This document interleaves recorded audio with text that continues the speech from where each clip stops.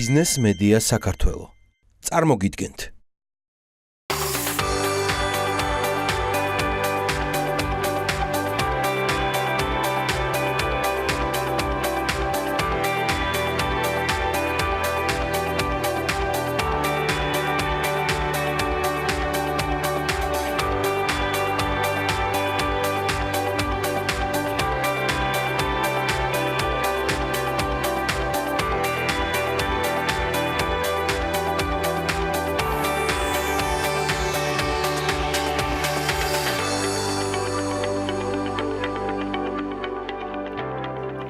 ანაკლიასითის დირექტორი ქეთი ბოჭორიშვილი და კომპანიის სხვა წარმომადგენლები ციურიხში აბრეშუმის გზის ფორუმში მონაწილეობენ. მირზაანის ნიკო ფიროსმანაშვილის სახელმწიფო მუზეუმის საერთაშორისო სამხატვრო ვორქშოპს მასპინძლობს. ზიმბაბვეში ჟურნალისტი მხოლოდ იმიტომ დააკავეს, რომ ქვეყნის პირველი ლედის შესახებ სტატია გამოაქვეყნა.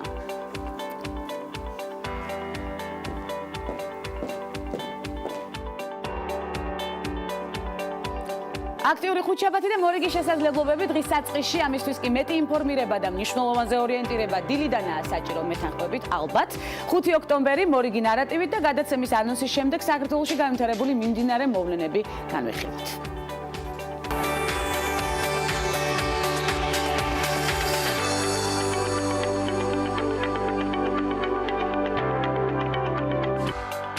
ხუთშაბათის ნარატივით 10 ქალი განვიხილოთ, რომლებიც თანამედროვე ბიზნეს სამყაროში გენიალური ბიზნეს იდეების ავტორებად სახელდებიან. მიმდინარე აქტუალურ მოვლენებთან ერთად სტუმრების ბლოკში ნინო სანადირაძე, თბილისის მუზეუმების გაერთიანების გენერალური დირექტორი და მაკო აბაშიძე, ბრიტანულ-ქართული სავაჭრო პალატის თანადამფუძნებელი და დირექტორი, გემოვნებიანი ნარატივით. ეს ქალების ნარატივია, ვანცა ლახიძესთან ერთად.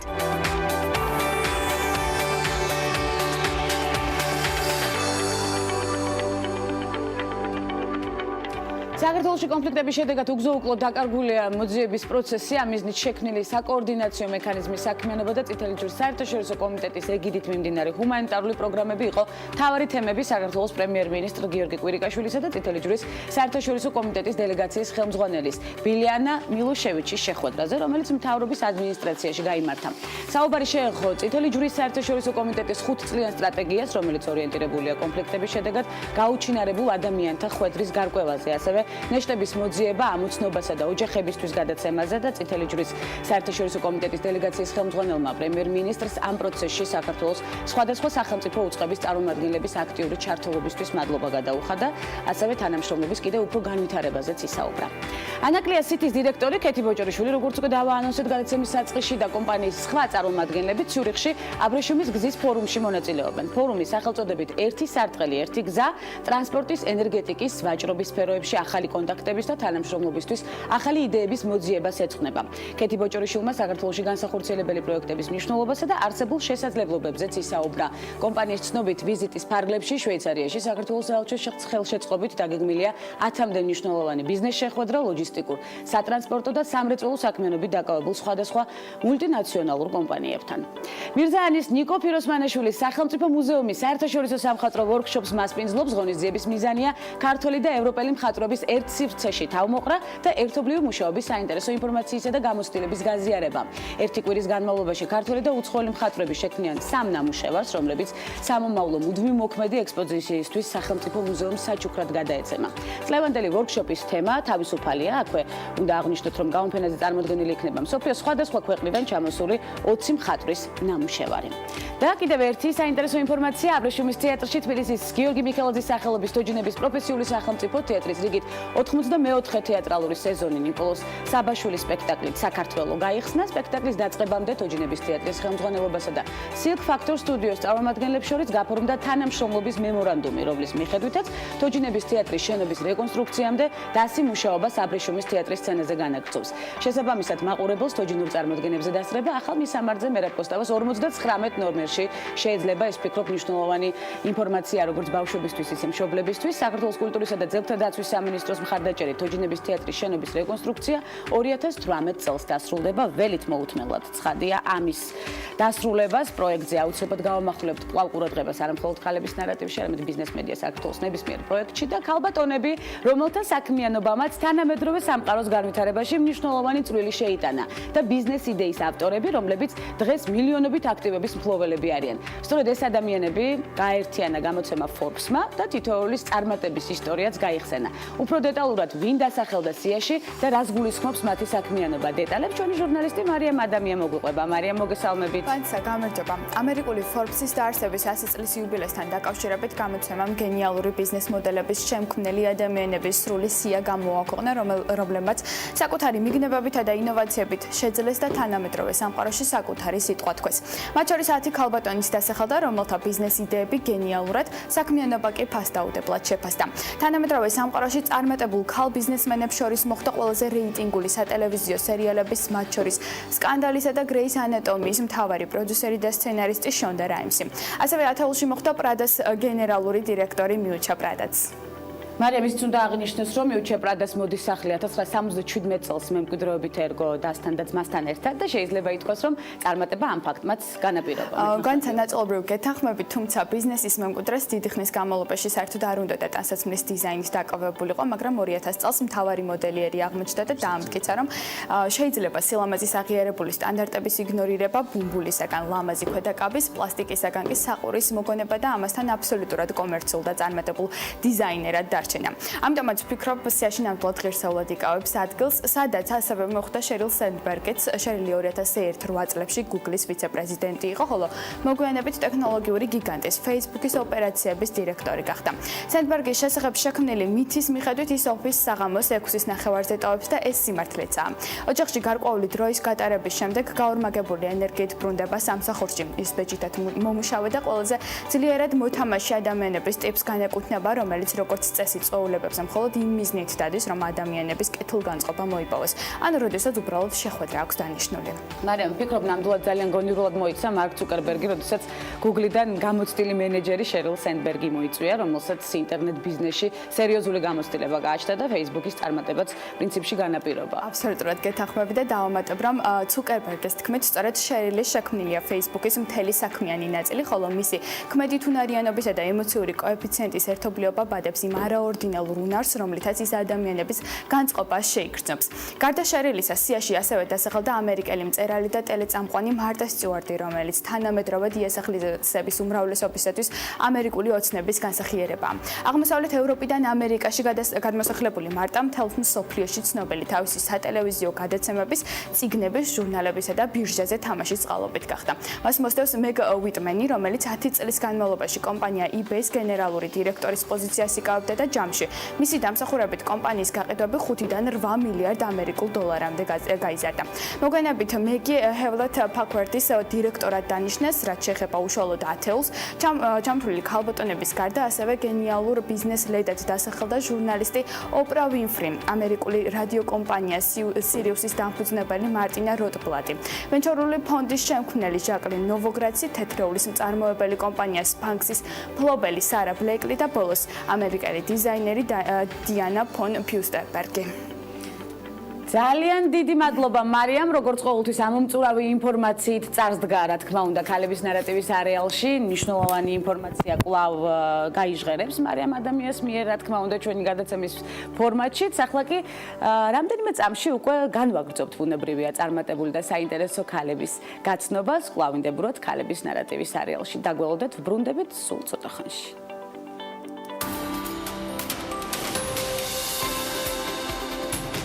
მისი დიდი ბებია თეთრკანიანმა მონათმფლობელმა თავისი ანდერძის ქონების ჩამონათვალში $475 ღირებულ ზანგ გოგონად მელანიად მოიხსენია. მისმა პირდაპირმა შთამომავალმა მიშელ ლავონ რობინსმა კი პრინსტონისა და ჰარვარდის უნივერსიტეტები დაამთავრა, რის შემდეგაც დაბრუნდა ჩიკაგოში და მუშაობა დაიწყო ჯერ იურიდიულ ფირმაში, შემდეგ კი ჩიკაგოს მერიაში. ბარაკ ობამას გაეცნო სიდნეი ოსტინში მუშაობისას. ცოლად დემოკრატ ბარაკ ობამას გაყვა. შემდეგ ამერიკის სენატორის 2009 წელს კი ამერიკის შეერთებული შტატების 44 პრეზიდენტის მეუღლის უდიდესი იმპერიის ლედის სტატუსიც მოირგო და 2010 წელს Forbes-ის მიერ შედგენილი ყველაზე გავლენიანი ქალების რეიტინგის პირველი ადგილი დაიკავა. ამერიკულმა პრესამ მიშელ ობამა ჟაკლინ კენედის შეადარა. მიშელ ობამა არის ამერიკის შეერთებული შტატების ისტორიაში ერთადერთი ფერადკანიანი პირველი ლედი. მსოფლიო ტაბლოიდები ყოველთვის ყურადღებით აკვირდებიან პირველი ლედის ჩაცმულობას. მოდის ჟურნალები მიშელ ობამას სტილს მაღალ შეფასებას აძლევენ. ამერიკის შეერთებული შტატების ყოფილი პირველი ლედი აქტიურადაა დაკავებული ცხოვრების ჯანსაღი წესით და ამერიკელ ბავშვებს მაგალითს აძლევს. 2010 წელს მან წამოიწყო კამპანია სახელწოდებით მოდით ვიმოძრაოთ, რომლის მიზანია მოზარდებში ჭარბი წონის პრობლემის დაძლევა. გასული წლის სექტემბერში კი მიშელ ობამამ ამერიკელებს მოუწოდა მეტი წყლის დალევისკენ და წამოიწყო კამპანია Drink Up. ასევე მიშელი აქტიურადაა დაკავებული საქველმოქმედო საქმიანობით.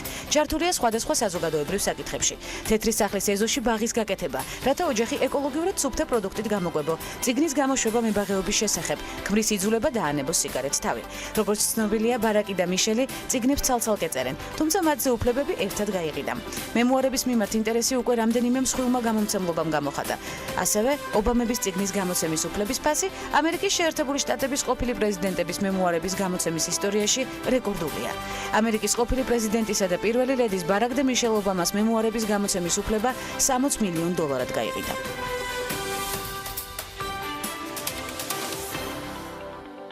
მაშა, ასე თბილისის მუნიციპალური მუზეუმების გაერთიანება 2016 წლის 29 ივლისს დაფუძნდა და წარმოადგენს თბილისის მუნიციპალური მუზეუმების გაერთიანებას, რომელიც გულისხმობს 9 დამოუკიდებელი მუზეუმის ერთიან ინსტიტუციას, ეს აუცილებლად უნდა აღვნიშნოთ. გაერთიანებაში შემავალი მუზეუმების უმრავლესობა მრავალი წელი არსებობს და ქართული კულტურული და ისტორიული მემკვიდრეობის დამცველადაც გვევლინება. მუზეუმების გაერთიანების მიზნებსა და მიმდინარე პროექტებზე თბილისის მუზეუმების გაერთიანების გენერალური დირექტორთან ნინო სანადირაძესთან ერთად ვსაუბრობთ. მოგესალმებით ნინო, უღრმესი მადლობა პირველ რიგში დროის დათმობისთვის. მნიშვნელოვანი და აქტიური ნაბიჯები მიმდინარეობს ახლა სულ ხვალ რაღაც საინტერესო ღონისძიებაზე უნდა ვილაპარაკოთ, რომელსაც აუცილებლად დაუთმობთ ცხადია. დროს ქალების ნარატივში პირველ რიგში გითხარით, რამდენად კომფორტულად გრძნობთ თავს ჩვენ სტუდიაში. ამიტომ მზად ვართ ვისაუბროთ მნიშვნელოვან თემებზე. კი ბატონო, წიგნის პრეზენტაცია, რომელიც უკვე სტუდიაშია და ჩვენ ძალიან გვახარებს ეს ფაქტი, იმიტომ რომ მაყურებელს მიეცემა საშუალება წიგნის ხილვისა. ზაქარია პალიაშვილის ცხოვრებაზე. წიგნი, რომლის პრეზენტაციაც ხვალ იმართება, ნინო, მოგვიყევით ღონისძიების შესახებ. პირველ რიგში მოგესალმებით, დიდი მადლობა მოწვევისთვის. ჩვენი წიგნი, რომელსაც დღეს ჩვენ წარმოვადგენთ, ეს არის ზაქარია პალიაშვილის ცხოვრებისა და მოღვაწეობის შესახებ პირველი წიგნი. ძალიან ბევრი დაწერილა ზაქარია პალიაშვილის შესახებ, მაგრამ მე თამამად შემიძლია ვთქვა, რომ თბილისის მუზეუმების გაერთიანება არის ის ავტორი, მთლიანად გაერთიანების პროდუქტია, შეიძლება ითქვას ეს წიგნი, რომელიც პირველად თქვენს ეთერში მოხვდა დღეს უკვე ექსკლუზივი გვაქვს ქალების რამდენიმე საათის წინ უკვე ჩვენამდეც მოვიდა. ჯერ კიდევ თბილია წიგნის ჯერ კიდევ თბილია, ჯერ კიდევ ესეთი პატარა დეტალებია, რომელიც ძალიან მნიშვნელოვანია, როგორც არის სუპერი, რომელსაც ხვალ იხილავს მაყურებელი, დამთვალიერებელი და მკითხველი და ეს არის პირველი წიგნი, სადაც არა მარტო ზაქარია პალიაშვილის შემოქმედებაზეა საუბარი, არამედ მისი ცხოვრების დეტალებზეც არის საუბარი. წიგნში შესულია ისეთი მნიშვნელოვანი მასალები, როგორც ფონდებში დაცული წერილები, პირადი საქმეები, პირადი დოკუმენტები და ფოტოებია. და ასევე შესულია ძალიან მნიშვნელოვანი ექსპონატები კორნელი კეკელიძის სახელობის ხელნაწერთა ეროვნული ცენტრიდან და საქართველოს ეროვნული არქივიდან პარტნიორობისთვის. რამდენი ხანი მიმდინარეობდა მუშაობა? ბევრი პროცესი, რამდენი ხანი მუზეუმის პროცესი შემოგვიყვება იყო. ვიცი რომ ბევრი ავტორი ყავს, რამდენიმე. წიგნში შესულია ორი სრულად ახალი მონოგრაფია, რომელიც დაიწერა ამ წიგნისთვის, თუმცა ავტორები ბევრი წელია მუშაობენ ზაქარია პალიაშვილის შემოქმედებაზე. ეს არის თამარ ბელაშვილის და კვანცა ღვინჯილის სრულად სხვადასხვანაირი ხედვა ზაქარია პალიაშვილზე, როგორც ხელოვნებათმცოდნეობით, ისე მუსიკათმცოდნეობით, თვალსაზრისით და ასევე წლების მანძილზე სხვადასხვა პერიოდულ პრესაში თუ სამეცნიერო ჟურნალებში გაფანტული სტატიები, ნარკვევები და კვლევები ზაქარია პალიაშვილის შესახებ. ასევე შესულია ძალიან საინტერესო ნაშრომი დიციან ტაბიძის ზაქარია პალიაშვილზე და თვითონ ზაქარია პალიაშვილის 1909 წელს დაწერილი მონოგრაფია ქართული საგალობლებისა და ხალხური მუსიკის შესახებ. და ეს სრულად ინტერესი იზრდება. პირველად განთავსდა ეს ტირაჟი რამდენად იყოფა ჩვენ მზად ვართ, რომ ნებისმიერი მსურველისთვის. რა იგეგმება ღონისძიებაზე და სად გაიმართება ეს არის საინტერესო ვიცით რომ ზაქარია ფალიაშვილის გარდაცვალების დღესთან არის დაკავშირებული სწორედ ხვალინდელი დღე შერჩევა. 6 ოქტომბერს ზაქარია ფალიაშვილი გარდაიცვალა და ხვალინდელ დღეს იქნება უკვე ესეთი მიძღვნითი პრეზენტაცია. პრეზენტაცია გაიმართება ზაქარია ფალიაშვილის მემორიალურ სახლ-მუზეუმში ბაქრაძის 10-ში და დასწრება თავისუფალია. რაც მთავარია დასწრება თავისუფალია. და ეს არის ძალიან მნიშვნელოვანი, იმიტომ რომ ზაქარია ფალიაშვილს ჯერ კიდევ ძალიან ბევრი მეგობარი ყავს, არა მარტო თაყვანისმცემელი და არამედ მიმდევარი და არამედ ეს მუსიკის პატივისცემელი, მოწაფეები და ასე შემდეგ, არამედ ადამიანები, დიდი ოჯახი ყავდა ზაქარია ფალიაშვილს თავის დროს და ძალიან ბევრი ოჯახის წევრი ყავს, რომელთა მოსვლას უხახარებს ხოლმე ჩვენ. შესაბამისად, ეს ადამიანები საქართველოს ზაქარია ფალიაშვილის სახელობის ოპერისა და ბალეტის თეატრი და კონსერვატორია და ასე შემდეგ. ძალიან ბევრი ადამიანი გვახარებს ხოლმე პრეზენტაციაზე ზუსტად ზაქარია ფალიაშვილის შემოქმედების შესრულებით. ძალიან დიდი ღვაწლი და ძალიან დიდი საინტერესო ენერგეტიკაც შეიძლება ითქვას და მნიშვნელოვანი ინფორმაცია, რომელსაც ხვალაც ეზიარება უკვე დამსწრე საზოგადოება, რომელთათვის დასწრება პრინციპში თავისუფალია, როგორც უკვე აღნიშნეთ, რაოდენობა იქნება დიდი. მოდით მუზეუმების გაერთიანების მიზნებზე გავამახვილოთ ახლა უკვე ყურადღება, იმიტომ რომ სულ რაღაც ერთი წელია რაც დაარსდა, როგორც უკვე აღნიშნეთ 2017 წლის გეგმებში შედის ბევრი რამ, მათ შორის ახალი საგამოფენო კონცეფციები, ექსპოზიციების მომზადება, ასევე გაერთიანების ერთიანი საგამოფენო სტრატეგიის შექმნა. რა მიმდინარე პროექტებშია ახლა თქვენი ორგანიზაცია? პარალელურად გარდა გამოცემებისა ძალიან ბევრი სხვადასხვა საკითხზე მუშაობთ. ერთ-ერთი მნიშვნელოვანი არის ძალიან მალე ჩვენ გავხსნით ნიკოლოზ ბარათაშვილის სახლ-მუზეუმის განახლებულ სივრცეს, სადაც ამ წუთში მიმდინარეობს სარემონტო, სარეაბილიტაციო სამუშაოები და ვფიქრობთ, რომ ნოემბრის პირველ კვირას უკვე გვექნება განახლებული მუზეუმი, სადაც სრულად ახალი საექსპოზიციო სივრცე იქნება. მუზეუმში განთავსდება როგორც ბარათაშვილის მემორიალური ნივთები და ეპოქისეული ნივთები, ასევე სრულად საინტერესო და ახალ ექსპოზიციას გთავაზობთ, მხოლოდ ძალიან ცოტას ვიტყვი, საიდუმლოდ შევინახავ, ეს იქნება ანიმაციური პროექტები. ძალიან ბევრი ექსკლუზივი გვაქვს თქვენთან დღეს, ძალიან გვახარებს. ასევე ჩვენ მუშაობთ ძალიან დიდ პროექტზე თბილისის მერიისა და თბილისის განვითარების ფონდთან ერთად, რომელიც ძალიან მნიშვნელოვანია და ეს არის მნიშვნელოვანი მარტო მუზეუმების გაერთიანებისთვის. ეს არის ქალაქისთვის, ილია ჭავჭავაძისთვის. ეს არის ჯავახიშვილის 7 ნომერში მდებარე ილია ჭავჭავაძის მემორიალური სახლ-მუზეუმის, ლიტერატურული მუზეუმის სრული რეაბილიტაცია, როგორც ძეგლის ისე სამუზეუმო სივრცეს, რომელიც 2018 წელს დასრულდება, ამიტომ ჯერ მიმდინარე პროექტია. სულ ცოტა ხნის წინ კვირას ჩვენ დავასრულეთ საერთაშორისო კონფერენცია, რომელიც კოტე წერეთლის სახელს ეძღვნებოდა. ეს იყო პირველი საერთაშორისო კონფერენცია სემიტურ ენებზე და ყავდა 5 საერთაშორისო სტუმარი, რომელიც ძალიან მნიშვნელოვანი სახელებია სემიტურ მიმართულებაში და აღმოსავლეთ ცოდნობით მიმართულებაში და მე უკვე დღეს თამამად შემიძლია ვთქვა, რომ კონფერენციამ ძალიან წარმატებული შედეგი გამოიღო და ჩვენ გვექნება მეორე, მესამე და ასე შემდეგ სხვა კონფერენციები და მუშაობთ რამდენიმე ახალ გამოცემაზე, რომელიც წლის ბოლომდე იქნება. ეს არის თოჯინების მუზეუმის კატალოგი. წელს თოჯინების მუზეუმს 80 წელი უსრულდება. შესაბამისად, სანამ ჩვენ შენობა გვექნება და ახალ საექსპოზიციო სივრცეს მოვამზადებს, ამ წუთში აქ თოჯინების მუზეუმის შენობა, მაგრამ ის არ არის იმ განძის გამოსაფენად საკმარისი, რომელიც თოჯინების მუზეუმი აერთიანებს. შესაბამისად, ვეცდებით, რომ ჯერ მხოლოდ წიგნის სახით ვაჩვენოთ ჩვენ დამთვალიერებელს რა საოცრება გველოდება. მიზნები ბევრია, ნაბიჯებიც ბევრია, მიმდინარე პროექტები ბევრია და აქტიურობა შეინიშნება.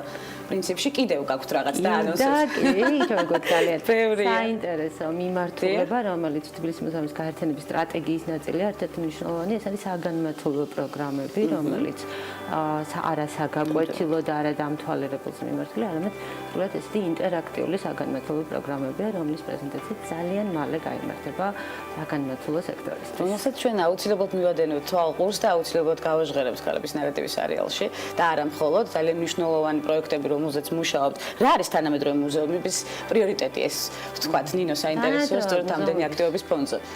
ძალიან ძნელია ეს ერთი სიტყვით ითქვას. მე შემიძლია გითხრათ, მე როგორ ვხედავ თბილისის მუზეუმის განვითარების პრიორიტეტს, ეს არის სოციალური და ეკონომიკური სარგებლობა სასიამოვნოსთან ერთად. აუცილებლად სასიამოვნო სამუშაო პროცესი. ვამბობ იმ თავდაპირველ მნიშვნელოვანზე, რომ კულტურული მემკვიდრეობის შენახვა, მოვლა და ასე შემდეგ. თუმცა კულტურული მემკვიდრეობა ეს არის ის რესურსი, რომელიც სასიამოვნო უნდა იყოს, შესანახი უნდა იყოს, დაცული უნდა იყოს და რაც მთავარია, სარგებლიანი უნდა იყოს, თუმცა ხაზგასმით ვიტყვი, რომ ეს არანაირად არ ნიშნავს გაყიდვებს. ცხადია. კონცენტრირდებით ჯერჯერობით ხვალინდელ პრეზენტაციაზე, იმიტომ რომ საკონცენტრაციო ვიტყვი რომ ძალიან ბევრია და აუცილებლად უნდა განვიხილოთ თითოეული მათგანი უკვე ცალ-ცალკე გადაცემებით მნიშვნელოვან საქმეს აკეთებთ ნამდვილად და პროექტები, რომელსაც აუცილებლად უნდა მივადევნოთ თვალყური და ვიყოთ მოვლენების ეპიცენტრში. ნინო სანადირაძე არაჩვეულებრივად საინტერესო და მნიშვნელოვანი დიალოგით წიგნის პრეზენტაცია უკვე აღნიშნეთ ზაქარია ფალიაშვილის ცხოვრების შესახებ, რომელიც ხვალ გაიმართება და დასწრება თავისუფალია, უნდა აღნიშნოთ. მადლობა ნინო მობრძანებისთვის, გელით კვლავ ქალების ნარატივის სერიალში და კიდევ უფრო მეტ შედეგს მოვიკითხავთ, იმდენად დიდი სტარტი გაქვთ აღებული, რომ დარწმუნებული ვარ შედეგებზე ორიენტირება ნამდვილად გაგვიადვილდება დიალოგის რეჟიმში. მადლობა მობრძანებისთვის. მცირე სარეკლამო ბლოკის შემდეგ უკვე უცხოეთში განვითარებულ მოვლენებზე ვსაუბრობთ.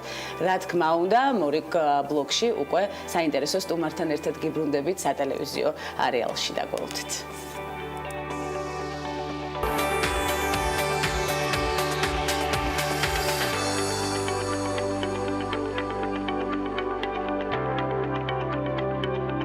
ბრუნდებით რეკლამის შემდეგ და უკვე დაანონსებული ინფორმაციით ვიწყებთ გადაცემის მორიგ ნაწილს. ზიმბაბვეში ჟურნალისტი კენეთ ნიანგანი მხოლოდ იმიტომ დააკავეს, რომ მან ქვეყნის პირველი ლედის გრეის მუგაბეს შესახებ სტატია გამოაქვეყნა.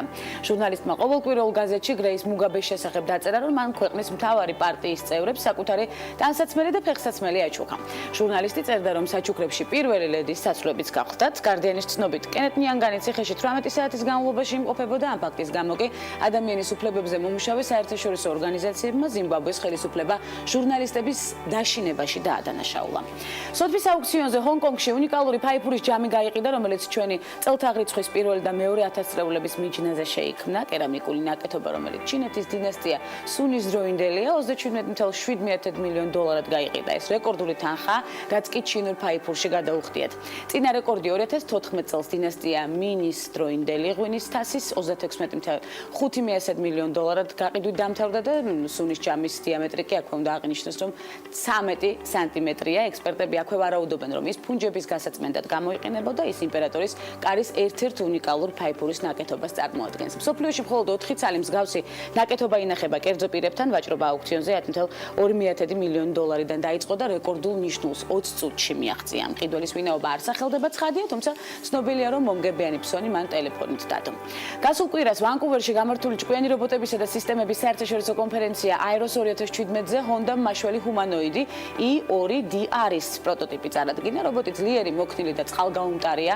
ჰონდას განცხადებით, რობოტს ამ დავალებების შესრულება შეუძლია. სამგანზომილებიანი მოძრაობა, მაგალითად კიბეზე ასვლა, ვიწრო სივრცეში თავისუფლად მოძრაობა, იატაკზე არსებულ მილებსა და სხვა დაბრკოლებებზე გადაბიჯება, დერეფნებში არსებულ დახურულ კარში გასვლა, მიმოფანტულ ნარჩენებში მოძრაობა და სხვა. E2DR 1.79 სანტიმეტრის სიმაღლისა და 25 სანტიმეტრის სიგანისაა. იწონის 85 კილოგრამს და მისი ელემენტი 90 წუთის განმავლობაში მუშაობის საშუალებას იძლევა.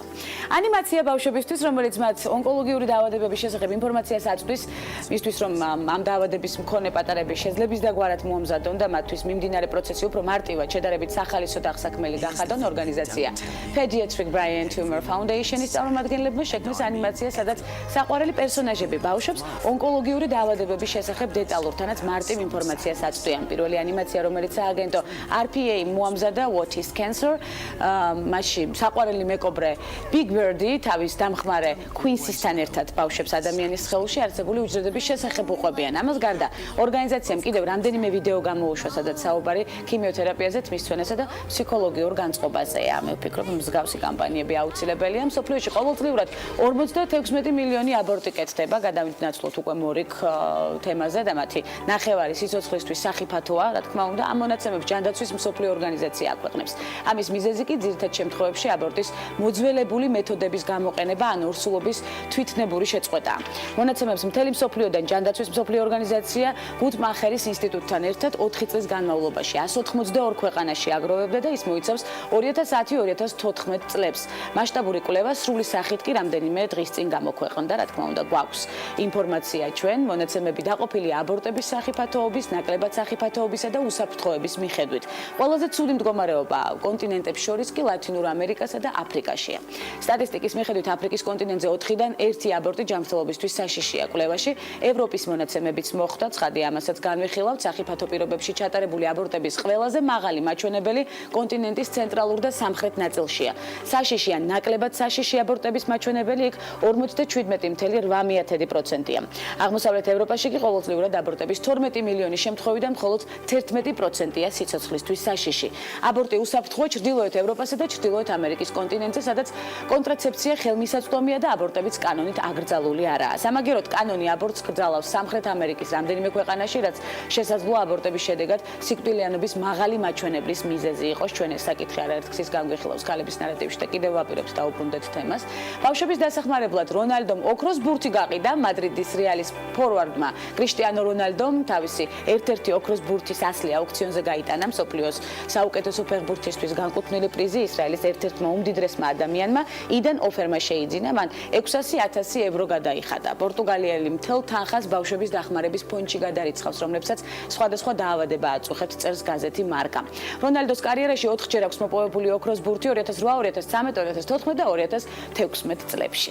ლას-ვეგასში კი მომხდარი ტერორისტული აქტის შემდეგ პარიზმა სოლიდარობა გამოუცხადა ამერიკას და ეიფელის კოშკი დროებით ჩაქვრა, რასაც მოყვა თელ-ავივის ცენტრში ამერიკის დროშის სფერებში განათება, ასევე პუერტო-რიკოში აღიმართა ამერიკის დროშა.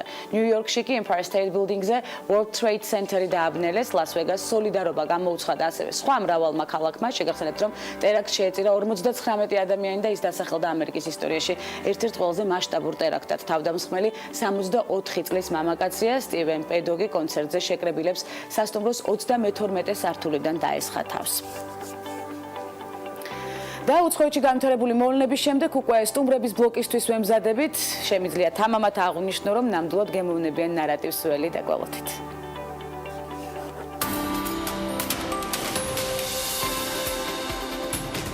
ბილ გეიცის მეუღლე, Microsoft-ის ყოფილი მენეჯერი და ქველმოქმედი მელინდა გეიცი დაიბადა 1964 წლის 15 აგვისტოს. ის არის ფონდის Bill and Melinda Gates Foundation-ის ერთ-ერთი დამფუძნებელი. თუ პრემიერ-მინისტრებს პარლამენტი უჭერს მხარს, აღმასრულებელი დირექტორების უკან დამფუძნებელთა საბჭო დგას. მელინდა გეიცს აქვს 41.3 მილიარდ დოლარიანი საქველმოქმედო ფონდი, რომელსაც როგორც თვითონ და მისი ქმარი მსოფლიოში ერთ-ერთი უმდიდრესი ადამიანი, ბილ გეიცი ჩათვლიან საჭიროდ ისე განაგებენ. ეს ფონდი მელინდა და ბილ გეიცების ერთგვარ პიროვნულ ტრანსფორმაციას წარმოაჩენს. თავისი 15 წლიანი არსებობის მანძილზე საქველმოქმედო ფონდმა პირველად განახორციელა უპრეცედენტო მასშტაბის ინვესტიცია პოლიომიელიტისა და მალარიის აღმოფხვისა და ასევე განათლების გაუმჯობესების სფეროში. 1987 წელს მელინდამ პირველად მუშაობა Microsoft-ში დაიწყო. მან ამ კომპანიაში პოზიცია პროდუქტის მენეჯერის თანამდებობაზე დაიკავა. მუშაობა ახალი დაწყებული ჰქონდა, როდესაც კომპანიის დამფუძნებელმა იგი პაემანზე დაპატიჟა.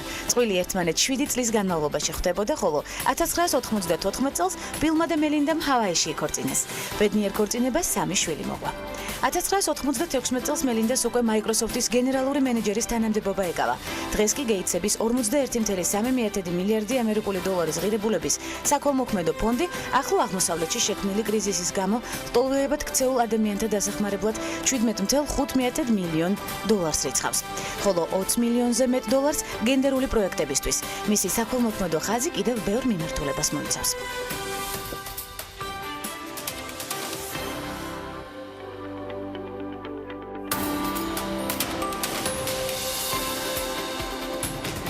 კრისტინ ლაგარდი, რომელიც მეხუთე პოზიციაზეა Forbes-ის მსოფლიოს ყველაზე გავლენიან ქალთა სიაში, 2011 წელს დაინიშნა საერთაშორისო სავალუტო ფონდის გენერალურ დირექტორად. წარმოშობით ფრანგი კრისტი ლაგარდი არა მხოლოდ მსოფლიოს ერთ-ერთი ყველაზე გავლენიანი ლიდერია, არამედ იგი განსაკუთრებული მისაბაძი მაგალითია, როგორც უკვე შემდგარი, ასევე მომავალი ლიდერებისთვის. მართალია ლაგარდის კარიერა ერთნაირი წარმატებით ვითარდებოდა, კერძო და სახელმწიფო სექტორში, მაგრამ მის მიერ დაკავებული თანამდებობები ყოველთვის სტრესსა და დიდ წნეხთან იყო დაკავშირებული. კრისტიან ლაგარდი პირველი ქალია, რომელიც სათავეში ჩაუდგა 188 წევრ ქვეყნისგან შემდგარ ფინანსურ ორგანიზაციას. ასევე ის იყო საფრანგეთის ფინანსთა მინისტრი, სოფლის მეურნეობის მინისტრი და პირველი ქალი საერთაშორისო იურიდიული ფირმა Baker and McKenzie's 1999-2004 წლებში. 2004 წელს ლაგარდი გლობალური სტრატეგიული კომიტეტის პრეზიდენტი გახდა. მთელი თავისი კარიერის მანძილზე ლაგარდი ქალთა უფლებების დაუღალავი დამცველი იყო. კრისტიან ლაგარდი 2016 წელს ხელმეორედ აირჩიეს 5 წლის ვადით, როგორც საერთაშორისო სავალუტო ფონდის ხელმძღვანელი.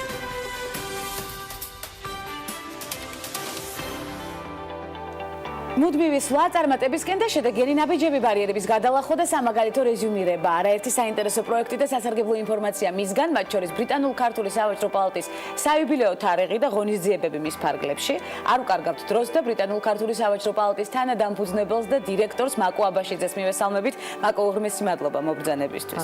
მე მახსოვს ჩვენ გქონდა გადაკვეთა ქალების ნარატივში და იქვე ავიღეთ თქვენგან პირობა, რომ სტუდიაში აუცილებლად მობრძანდებოდით. და მალევე მოხდა ესე. და ისიც გითხარით, რომ აუცილებლად უნდა გამერკვია, მარტო ჩემი აზრი იყო თუ არა, თქვენი მსგავსება ოდრი ჰერბერტთან და ასე არ აღმოჩნდა, მე და გითხრათ თითოეულმა ადამიანმა ეს აღნიშნა. ნამდვილად არაჩვეულებრივად გამოიყურებით როგორც ყოველთვის და გადავინაცვლოთ უკვე ჯერჯერობით პირველ ნაბიჯებზე, რადგან საიუბილეო თარიღი გვაქვს, მიმოვიხილოთ 10 წლის პერიოდიკა, ის მნიშვნელოვანი გადადგმული ნაბიჯები, რომელზეც ახლა ვსაუბრობთ და ის პროექტები, რომლებიც განხორციელდა ბრიტანულ-ქართული სავაჭრო პალატის დაფუძნება და ეტაპობრივი განვითარება, ასე დავარქვათ. როგორ დაიწყო ყველაფერი? 2006 წელს. როდესაც საქართველოს ასე თუ ისე უფრო და უფრო ინტერესების სფეროში შემოიჭრა ბრიტანეთის და მე მახსოვს როგორ დავიწყეთ ამაზე საუბარი, მაშინ ელჩი იყო ბატონი გელა ჩარკვიანი. გავაჟღერე მასთან ეს იდეა და ძალიან მოეწონა და თანადგომა გამოგვიცხადა. შემდეგ, რა თქმა უნდა, ესეთი დიდი ინიციატივა საჭირო იყო ლობირება ბრიტანული მხარიდანაც და ამ მომენტში ძალიან დაგვეხმარა და მხარში დაგვიდგა ლორდი კრომველი, რომელიც გახდა პალატის თანადამფუძნებელი, დირექტორი. და მას შემდეგ აი 10 წელია პრინციპში ეხა ამჟამად საპატიო თავმჯდომარეა. პალატა რეგისტრაცია მოხდა ლონდონში 2007 წელს ივნისში და 2007 წელს სექტემბერში ჰქონდა თბილისში დიდი ღონისძიება მარიოტში. ეს იყო ზუსტად ის პერიოდი, როდესაც ლორდი კრომველი პირველად ჩამოვიდა საქართველოში. და ეხა 10 წლის შემდეგ, 10 წლის თავზე მეორეჯერ არის აქა. თანაც საქართველო-ინგლისი პირდაპირ ავიარეისებიც უწყობს ხელს ამას, ახლა ახლა ჩვენი დიდი სიხარულია და მინდა მადლობა გადაუხადო საქართველოს ავიახაზებს, იმიტომ რომ კვირაში 3ჯერ პირდაპირ ფრენა ეს ნიშნავს როგორც ბიზნესისთვის, ასევე ტურიზმისთვის. მე გეტყვით, მე გუშინ წინ ჩამოვფრინდი და ძირითადი მგზავრები იყვნენ ბრიტანელები. ძალიან სასასვენებლად მოდიოდნენ საქმიანი ვიზიტით და ასე შემდეგ. როგორც უკვე აღნიშნეთ, პალატა მიუახლოვდა საიუბილეო თარიღს 10 წლის თავი. ბევრი საინტერესო ღონისძიება იგეგმება დარწმუნებულია როგორც თბილისში, ასევე ლონდონში. შემაჯამებელი კონფერენცია, როგორც მახსოვს, ესეც ვახსენეთ მაშინ დიალოგის დროს. და როგორც აღნიშნეთ, ლორდი კრომველიც ჩამოვა ჩვენ. ჩამოვიდა უკვე. უკვე ჩამოვიდა გუშინ. კი ბატონო, ესეც მნიშვნელოვანი ინფორმაცია. კიდევ რას ველოდებით? იცით, საინტერესოა, მე თვითონ არ დავფიქრებულ ვარ 10 წელი ეს დრო ძალიან ჩქარა გადის ძალიან და როდესაც გადავხედე სიას ღონისძიებების, მინდა გაგიზიაროთ საკმაოდ შთამბეჭდავი სია გამოვიდა, იმიტომ რომ ამ 10 წლის განმავლობაში გვაქვს 80-მდე ღონისძიება ჩატარებული ლონდონში და საქართველოში. 12 პრეს-ტური, ანუ ჩამოყვანილი ყავს ჟურნალისტები ბრიტანეთიდან საქართველოში. ისეთი გამომცემლებებიდან, როგორც არის Observer-ი, Guardian-ი, Times-ი, Harper's Bazaar და ძალიან დიდი სიამოვნებით მინდა აღნიშნო, რომ პირველი პრეს-ტური იყო 2008 წლის სექტემბერში. ანუ თუ გავიაზრებთ, ეს იყო ზუსტად აი საშინელი კონფლიქტის შემდეგ, აგვისტოს შემდეგ სექტემბერში.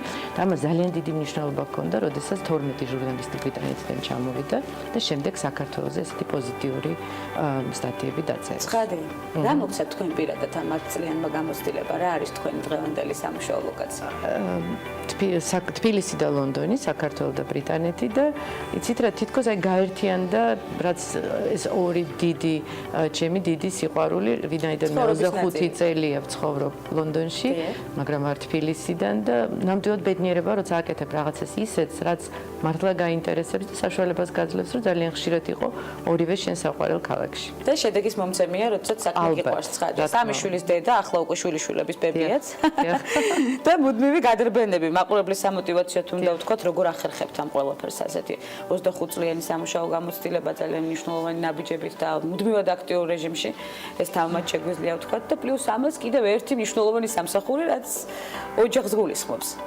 იცით რა, ალბათ, როდესაც სტიმული და ინტერესი არის პოზიტიური და აკეთებ იმას, რაც გსიამოვნებს, დროის დეფიციტი არ არის პრობლემა. მარტივად შეგვიძლია time management-ი დავალაგოთ დღის განმავლობაში. ნამდვილად. სილამაზის საიდუმლოც უნდა გითხრათ აქვე ჯანსაღი ცხოვრების წესი. სიცილის დროს განსაკუთრებით გავხართ ოძრე ჰერბერს. ფერი განსაკუთრებული. კი ბატონო, რა იქნება მაკუ აბაშიძის მორიგი ნაბიჯი? იცით რა გეგმები გვაქვს ბევრი, იმიტომ რომ ახლა თბილისშიც გვაქვს ოფისი. ძალიან გვიხარია, ეს არის ჩვენი ახალი წევრების რეგუსის ბიზნეს ცენტრი, თუ იცით, დაბიძის პირველ ნომერში. ისინი არიან ჩვენი მასპინძლები და ჩვენი ოფისის ასე ვთქვათ იქ არის განლაგებული. ამიტომ უფრო გავაქტიურდებით. რომ მოგახსენოთ ჩვენ არ გვაკლია, მაგრამ კიდევ უფრო მეტ ნაბიჯს გეკავთ საქართველოში და საინტერესო ის არის რომ უკვე იგრძნობა დინამიკა ბრიტანეთ-საქართველოს სავაჭრო ურთიერთობის განვითარებაში. გეტყვით ციფრებს მოკლედ, მაგალითად იანვრიდან აგვისტომდე $73 მილიონ მიაღწია ბრუნვა. ეს ძალიან შთამბეჭდავია. ნამდვილად შთამბეჭდავი ციფრი. ჩამონათვალი კომპანიების, რომლებიც გასულები არიან ბრიტანეთის ბაზარზე, ასევე გაიზარდა სხვადასხვა სექტორებიდან არის ეს კომპანიები. რა თქმა უნდა, ღვინო არის ლიდერი და უკვე იზრდება ღვინის კომპანიების რიცხვიც, ადრე თუ იყო ეს 2-3, ახლა უკვე 10-ზე მეტი კომპანია, ძალიან ღვინის პოპულარიზაციისთვის არაერთი პროექტი განგიხორციელებთ. რა თქმა უნდა, ძალიან მჭიდროდ ვმუშაობთ ღვინის ეროვნულ სააგენტოსთან და ღვინის ასოციაციასთან. დიახ. ასევე არის ჩოის გრუპი უნდა გაგახსენოთ, რომელიც დავანონსეთ და ჯერჯერობით ამოწურავი ინფორმაცია არ იყო. კი, ჯერჯერობით არ არის, მაგრამ მუშაობენ რამოდენიმე ჯგუფთან აქ საქართველოში და იმედია რომ ძალიან მალე მომწიფდება ინფორმაცია იმისთვის რომ გავაჟღეროთ თამამად უკვე ჩვენი გადაცემის ფორმატში და არეალში. გქონიათ ცხოვრებაში ალბათ ბარიერები, ცხადია, იმიტომ რომ გამორიცხულია ისე მივახციოთ წარმატებას, რომ თქვათ რომელიმე ბარიერის გადალახვა არ მოგვიწიოს. როგორ იმხნევებთ თავს რთული გადაწყვეტილებების დროს, როგორ ელაპარაკება მაკუ აბაშიძე საკუთარ თავს? თვითმოტივაცია. ფრაზა გაქვთ ისეთი თვითმოტივაციისთვის და გასამყარებლად სწორედ მოტივაციის. იცით რა, ალბათ ერთადერთი ის რაც მშველის არის რომ ვფიქრობ, ნუ აი რა უნდა მოხდეს, ყოველთვის არის რაღაცა გამოსავალი. ძალიან იშვიათია გამოუვალი მდგომარეობა. და პრინციპში თუ კარგად დავაკვირდებით, გამოუვალი მდგომარეობა არ არსებობს, თუ ისე მიუდგების საკითხს, როგორც საჭიროა. მაკუ აბაშიძე, ძლიერი, წარმატებული ქალბატონი. მაინც კიდევ ერთხელ უნდა დაგიძახოთ ოძრე ჰერბერნი. მადლობა.